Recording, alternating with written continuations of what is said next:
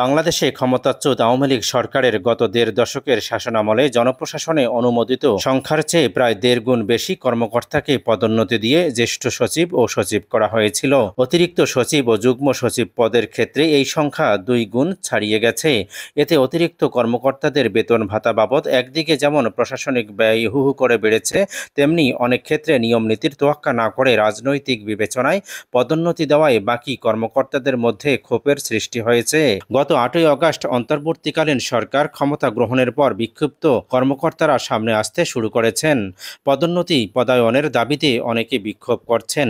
এমনকি বিষয়টিকে কেন্দ্র করে সচিবালয়ে কর্মকর্তাদের মধ্যে হাতাহাতির মতো ঘটনাও ঘটে গেছে। একই সঙ্গে শেখ হাসিনা সরকারের সময় গুরুত্বপূর্ণ দায়িত্ব পাওয়া কর্মকর্তাদের সরিয়ে সেখানে নতুন মুখ আনতেও দেখা যাচ্ছে। ফলে মাথা ভারী প্রশাসনের মাথা আগামীতে আরও ভারী হতে যাচ্ছে কিনা সেটা নিয়েই প্রশ্ন উঠেছে।